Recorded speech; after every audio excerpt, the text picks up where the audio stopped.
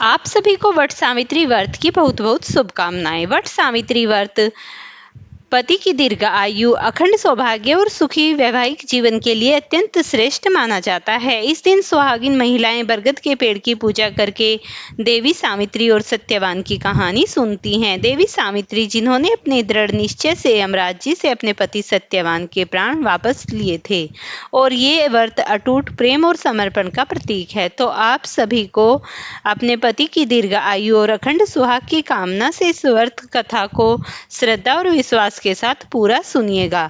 सावित्री और सत्यवान की कथा सबसे पहले महाभारत के वन पर्व में मिलती है, जब युधिष्ठिर महाराज ने मार्कंडे ऋषि से पूछा था कि हे ऋषिवर, क्या कोई और भी ऐसी स्त्री थी जिसने द्रौपदी जितना कठिन व्रत किया था? तब मार्कंडे ऋषि ने उन्हें विस्तार पूर्वक देवी सावित्री की कथा सुनाते हुए, जिसे एक समय महादेव जी ने देवी पार्वती को भी सुनाया था। कथा के अनुसार मध्य प्रदेश के राजा अशुपति ने पत्नी सहित संतान के लिए सावित्री देवी का विधि पूर्वक व्रत और पूजन करके पुत्री होने का वर प्राप्त किया। स्वर्णगुण संपन्न देवी सावित्री ने पुत्री के रूप में अशुपति के घर कन्या के रूप में जन्म लिया।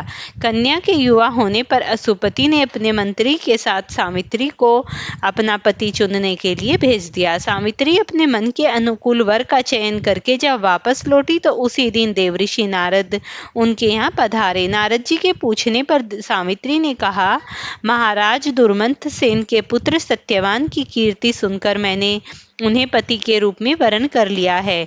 नारद जी ने सत्यवान और सावित्री के ग्रहों की गणना करके अशुपति को बधाई दी और सत्यवान के गुणों की पूरी प्रशंसा की। साथ ही यह भी बताया कि सावित्री के 12 वर्ष की आयु होने पर सत्यवान की मृत्यु हो जाएगी। नारद जी की बात सुनकर राजा अशुपति का चेहरा मुरझा गया। उन्हें यह बात जानकर बड़ा दुख पहुंचा। तब उन्होंने अपनी पुत्री सावित्री से किसी अन्य को अपना पति चुनने की सलाह दी, किंतु सावित्री ने उत्तर दिया कि पिताजी, आर्य कन्या होने के नाते जब मैं सत्यवान का वरण कर चुकी हूँ तो अब वे चाहे अल्पायु हो या दीर्घायु, में किसी अन्य को अपने हृदय में स्थान नहीं दे सकती। देवी सावित्री ने नारद जी से सत्यवान की मृत्यु का समय ज्ञात कर लिया। कुछ समय के बाद सत्यवान और सावित्री का विवाह हो गया। अब सावित्री अपने सास ससुर और पति के साथ जंगल में रहने लगी। नारद जी द्वारा बताए हुए दिन से 3 दिन पहले ही सावित्री ने उपवास शुरू कर दिया। नारद जी द्वारा निश्चित तिथि को जब सत्यवान लकड़ी काटने के लिए वन को चले तो सास ससुर ने आज्ञा लेकर सावित्री भी सत्यवान के साथ साथ चल पड़ी। सत्यवान वन में कर लकड़ी काटने के लिए वृक्ष पर चढ़े। वृक्ष पर चढ़ने के बाद उन्हें सिर में भयंकर पीड़ा होने लगी। सत्यवान पेड़ से किसी तरह नीचे उतरे। सावित्री ने उन्हें वट के पेड़ के नीचे लिपटाकर उनका सर अपनी गोद में रख लिया। सावित्री समझ गई थी कि अब उसके पति की मृत्यु का समय नजदीक आ पहुंचा है, किंतु वे बिल्कुल भी विचलित नहीं हुई। देखते ही देखते यमराज जी ने ब्रह्मा जी के विधान की रूपरेखा को सावित्री के सामने स्पष्ट किया और सत्यवान के प्राणों को लेकर चल पड़ी।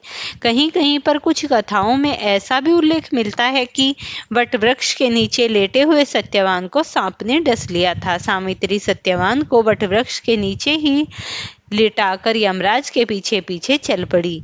पीछे आती हुई सावित्री को यमराज ने वापस लौट जाने का आदेश दिया, किंतु देवी सावित्री ने विनम्रता पूर्वक कहा, महाराज, जहाँ पति जाते हैं वहीं पर पत्नी को भी जाना चाहिए। यही पत्नी का धर्म है और यही मर्यादा है। ऐसा कहकर सावित्री यमराज के पीछे चलने लगी। सावित्री की धर्मनिष्ठा से प्रसन्न होकर यमराज बोले कि पति के प्राणों के अलावा कुछ और भी मांग लो। सावित्री ने यमराज से अपने सास ससुर के आंखों की ज्योति और दीर्घायु मांगी। यमराज तथास्तु कहकर आगे बढ़ गए। सावित्री फिर भी यमराज जी का पीछा करती रही, उनके पीछे पीछे चलती रही। यमराज ने अपनी पीछे आती सावित्री से फिर वापस लौट जाने का आग्रह किया तो सावित्री बोली, हे प्रभु, पति के बिना नारी के जीवन की कोई सार्थकता नहीं होती। यमराज जी अब की बार सावित्री के पतिव्रत धर्म से खुश होकर फिर से वरदान मांगने को कहा। इस बार उन्होंने अपने ससुर को खोया हुआ राज्य वापस दिलाने की प्रार्थना की तथा तथास्तु कहकर यमराज जी के पीछे चल पड़े। सावित्री अब भी यमराज जी के पीछे चलती रही। इस बार सावित्री ने यमराज जी से 100 पुत्रों की मां बनने का वरदान मांगा। पहले की तथास्तु कहकर जैसे ही यमराज जी आगे बढ़े, सावित्री हाथ जोड़कर खड़ी हो गई और कहने लगी, प्रभु, अभी अभी आपने मुझे 100 पुत्रों की मां होने का आशीर्वाद दिया है, किंतु पति के बिना मैं मां किस प्रकार बन सकती हूँ।